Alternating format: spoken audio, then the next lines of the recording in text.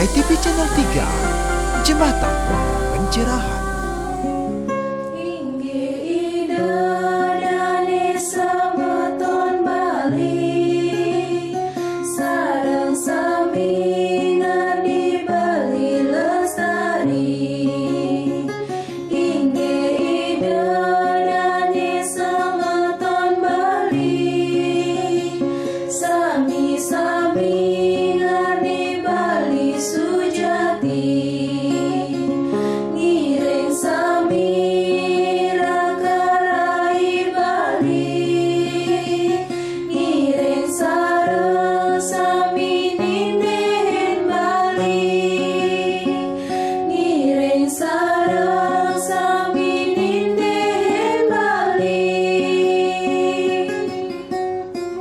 Pemirsa HiTV, kita jumpa lagi di kanal YouTube HiTV Channel 3, Jembatan Pencerahan. Napi Orti, mogi-mogi stata becik dalam lindungan Yahweh. Beberapa menit ke depan, hari-hari Anda akan kami warnai dengan tos, tayangan on the spot berupa tontonan, berisi tatanan, dan memberi tuntunan, guna meningkatkan kualitas rada dan batin kita. Senang sekali saya Ame Laksani akan mengawali tos kali ini dengan High Schooling Sekolah Rumah Hindu Dharma, dilanjutkan dengan tayangan menarik lainnya. Selamat menyaksikan. Ngiring samira karai Bali, ngiring saro sami ninden Bali, ngiring saro sami ninden Bali.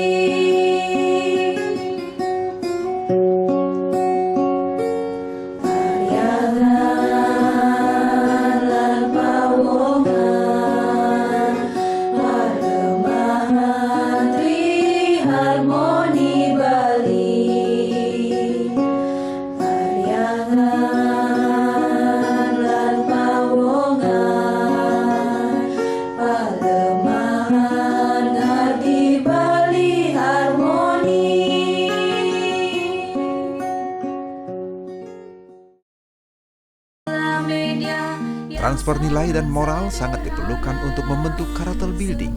Inilah Sekolah Rumah Hindu Dharma High Schooling dalam program Tutur Sebelum Tidur.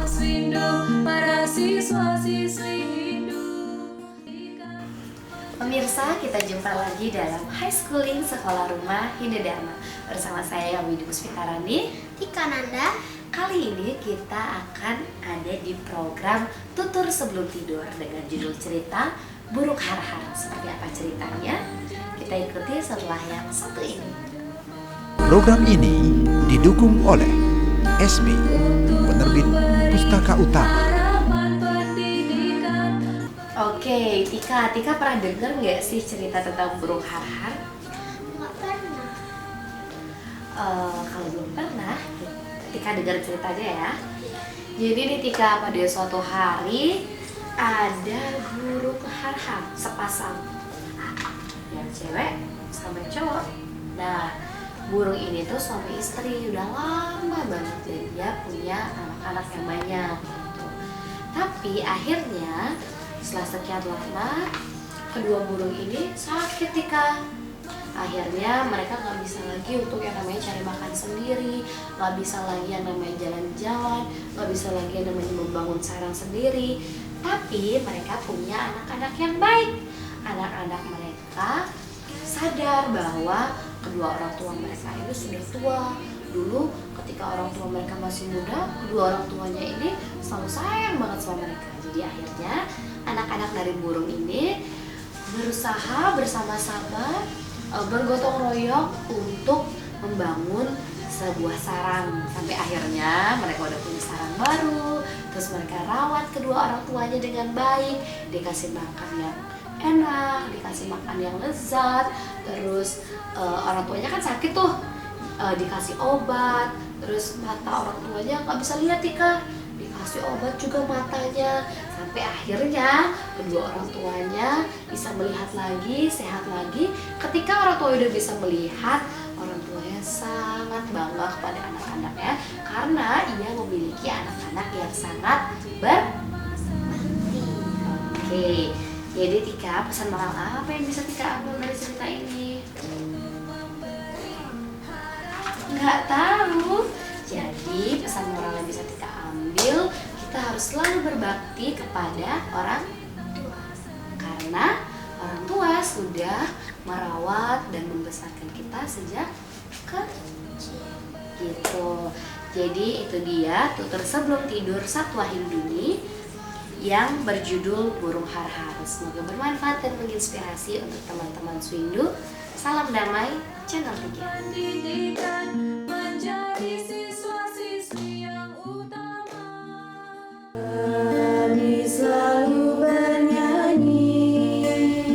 Produktivitas tanpa kualitas seperti kreativitas tanpa identitas. Saya Iketut Puspa Adnyana untuk Hai TV Channel 3 Jembatan Pencerahan. Saya Widi, pencipta maya pada ini.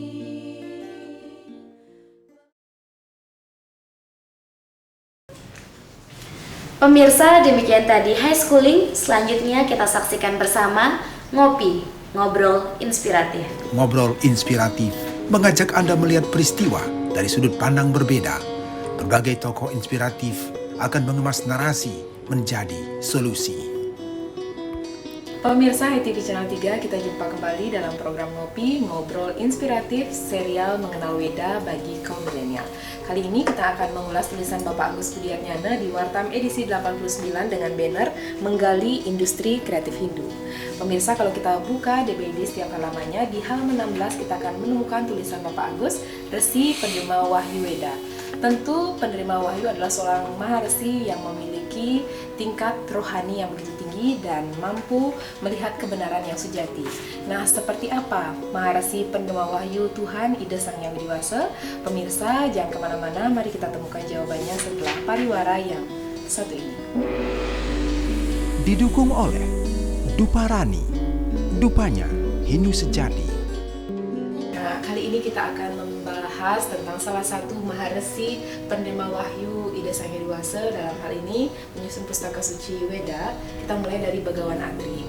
Nah, siapakah beliau? Bagaimana kedudukannya dalam pustaka suci Weda ini, Pak? Begawan Atri itu dia masuk ke dalam Saptarsi ya, 7 penerima wahyu Ida Sang Hyang Widiwasa. Dalam tuturan yang lain beliau dikenal sebagai maharesi.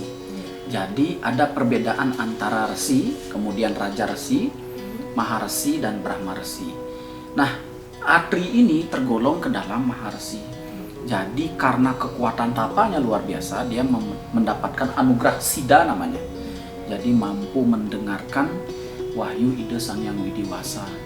Perkenaan siapakah maharesi Atri ini?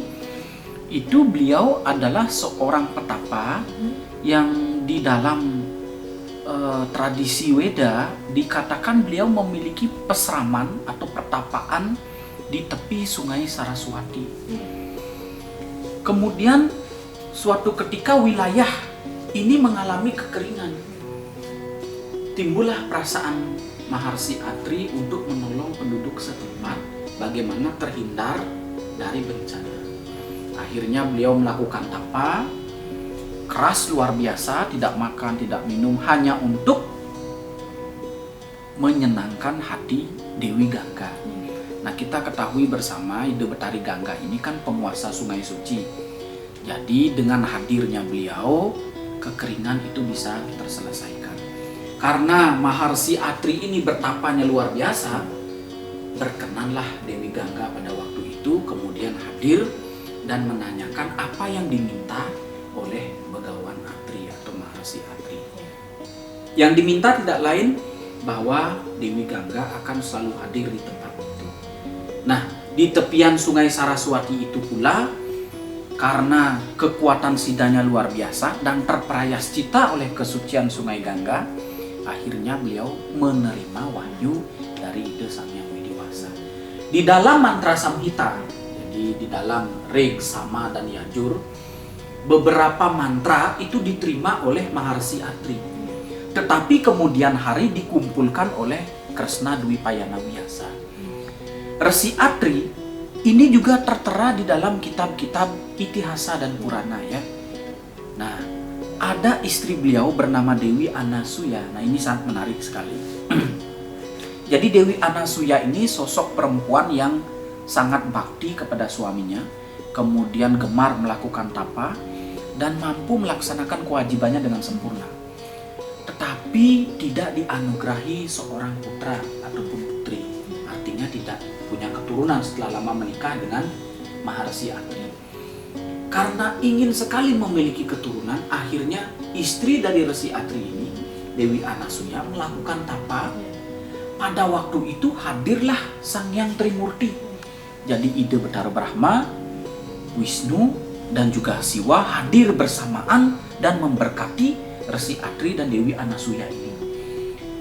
Permintaannya adalah agar diberikan putra yang mampu menyerap seluruh ilmu pengetahuan suci yang kita sebut sebagai Weda, kemudian mengembangkan dan menyebarkannya kepada dunia.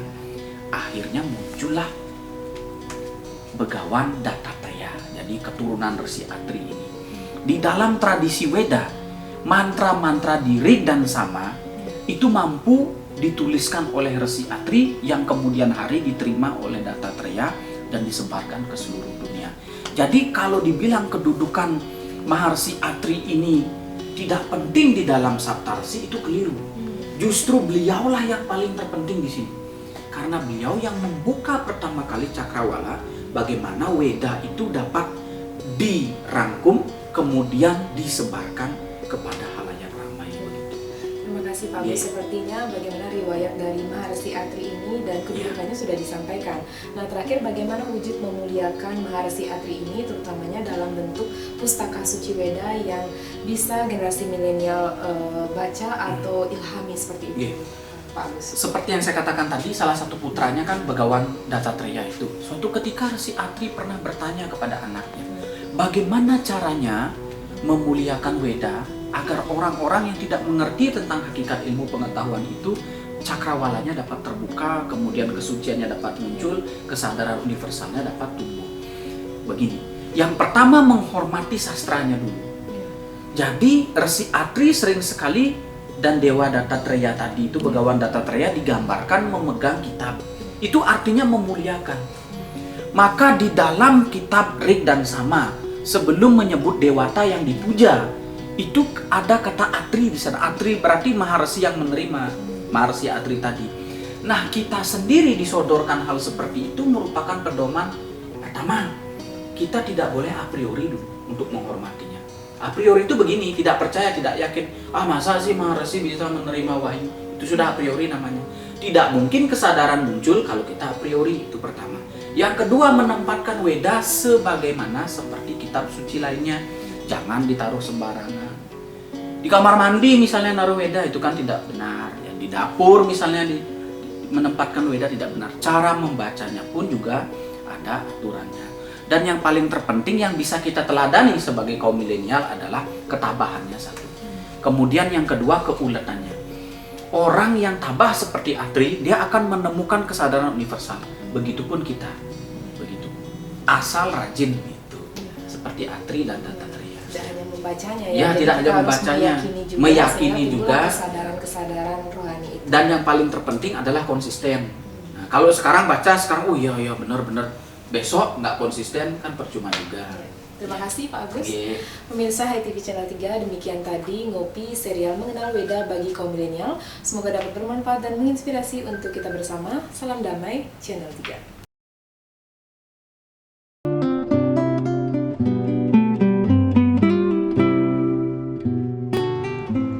Jangan pernah bosan untuk belajar, karena ternyata hidup pun tak pernah bosan memberi kita pelajaran.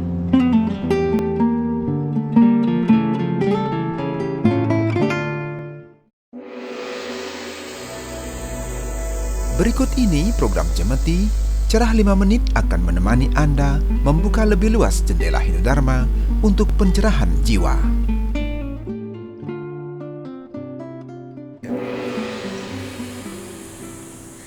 Pemirsa Hai TV Channel 3 berjumpa kembali dalam program Cemeti Cerah 5 Menit bersama saya Mia Gandewa yang akan bersama seorang kolumnis warta mengudahkan topik bahasan kita kali ini tentang Suputra. Nah, seperti apa Suputra menurut Hindu dan bagaimana tipikal anak Suputra era milenial? Pemirsa jangan kemana-mana, mari kita temukan jawabannya setelah pariwara yang satu ini. Didukung oleh Duparani, Dupanya Hindu Sejati. Pemirsa Hai TV Channel 3 masih di Om Studio bersama kolumnis warta Bapak Gusti Ketut Widana, Napi Orti, Pak Widana. Astu karo bice-bice, Sehat selalu Bapak. sehat selalu. Nah, kali ini dalam program Cemeti kita akan mengulas tentang Suputra sebagai anak yang diharapkan dan diinginkan berbagai keluarga, tentunya Bapak sebagai sumber kebahagiaan. Bagaimana menciptakan anak Suputra di era milenial saat ini? Nah, sebelum menjawab, mungkin sebagai awal Pak Widana bisa menjelaskan Suputra menurut Hindu ini seperti apa, Pak? Ya, semua kata Suputra berasal dari kata su dan putra. Sederhananya, arti dari Suputra itu adalah anak yang baik dan selalu berdasarkan pada kebenaran. Itu secara etimologi harfiah. Nah, konsep anak Suputra dalam Hindu setidaknya kita bisa merujuk misalnya dalam kitab Sloka Nara 2. Di situ disebutkan keutamaan anak Suputra, itu digambarkan bahwa jadi membuat sebuah telaga itu besar artinya dibandingkan dengan menggali 100 sumur. Kemudian melaksanakan niatnya lebih utama daripada menggali atau membuat 100 telaga. Tetapi lebih utama lagi adalah mempunyai anak yang Suputra itu bisa mengalahkan 100 kaliannya. Berarti posisi anak Suputra dalam pandangan itu sangat tinggi, utama, dan mulia. Bahkan di dalam kitab Niti Sastra 4.1 juga digambarkan kalau di malam hari itu adalah bulan selaku sinar, pada siang hari matahari sebagai cahaya. Kemudian di ketiga dunia Dharma adalah sumber segala sumber cahaya, maka di keluarga itu adalah anak Suputra itulah sebagai cahayanya keluarga yang selalu memberi sinar terang kebahagiaan bagi keluarga. Ya, terima kasih Pak sudah mengantarkan tentang Suputra menurut Hindu. Nah, kali ini kita memasuki topik di milenial ya Pak. Ya. Nah, kalau kita lihat anak-anak yang kelahiran di atas tahun 2000 kita bisa sebut sebagai anak milenial begitu Pak ya. Nah, bagaimana nih menurut pandangan Bapak menciptakan anak tipikal Suputra menurut Hindu itu, dan juga bagaimana cara mendidik dan mengarahkannya agar menjadi Suputra di tengah pengaruh digital saat ini? Ya. Kalau merujuk pada teks tadi, setidaknya ada 3 tipikal anak Suputra menurut Hindu. Pertama, hormat tentunya pada orang tua, guru rupaka. Kemudian taat terhadap apapun, terhadap tugas, terhadap kewajiban-kewajiban swadharma, dan ketiga menjalankan amanat, terutama amanat ajaran agama.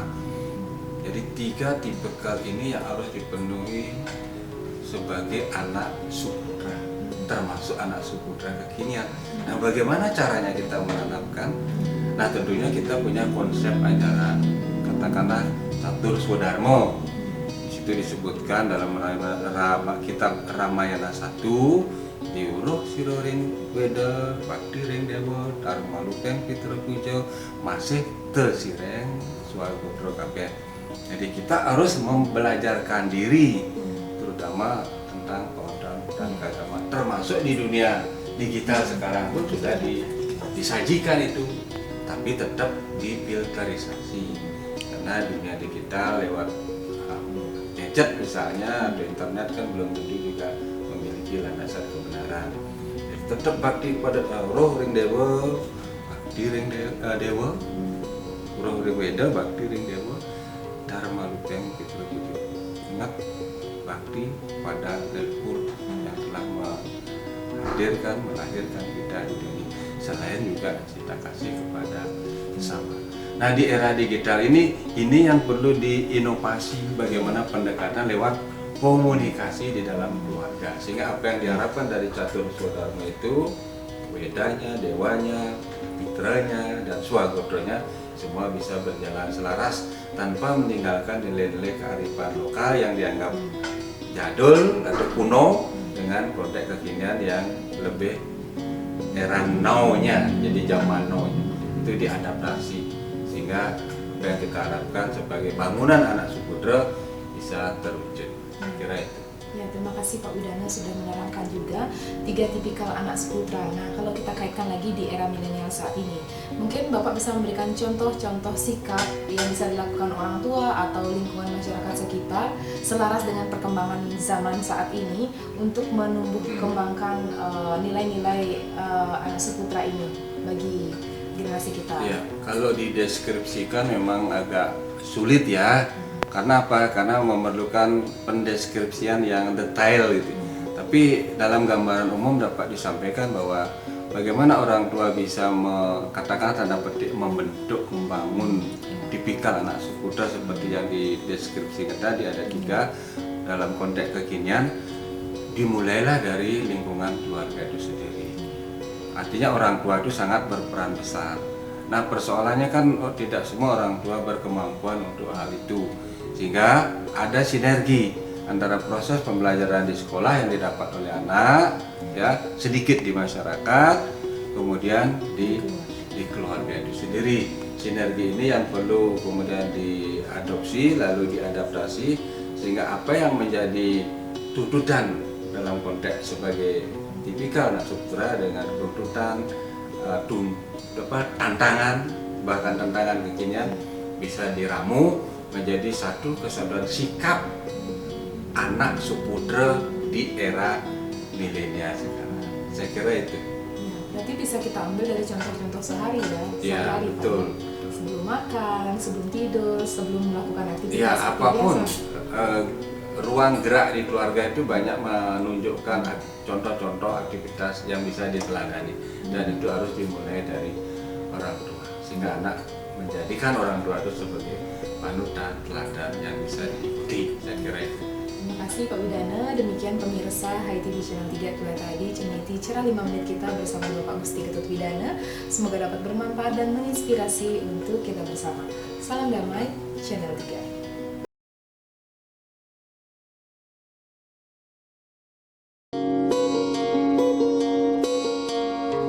Sebentar lagi Anda akan ikuti Sundari Nada. Jalinan makna di balik nada.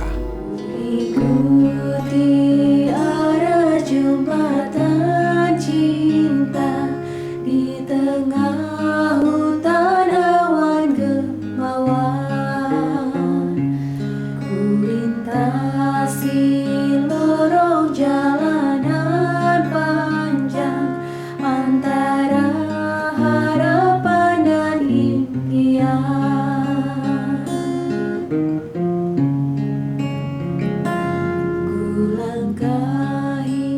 Demikian tadi pemirsa Sundari Nada, makna di balik nada yang telah mewarnai ruang dan waktu Anda. Namun sayang sekali kita harus berpisah untuk bertemu lagi di kanal YouTube yang sama HiTV Channel 3 Jembatan Pencerahan. Saya Dia Parisya mewakili seluruh kru HiTV Channel 3 mohon pamit undur diri. Maaf jika ada tak berkenan. Terima kasih atas kerjasamanya. Sampai jumpa dalam tos berikutnya. Salam damai Channel 3. Menganyam serat-serat selokan, mencari tangga pintu surga loka. Dengan bara lentera dharma, dengan bara lentera jiwa.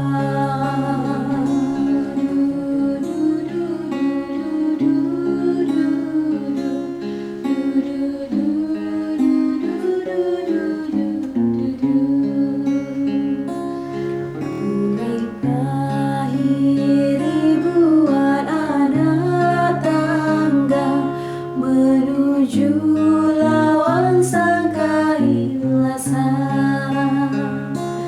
Ku jalani pesan-pesan semesta, ikuti tarian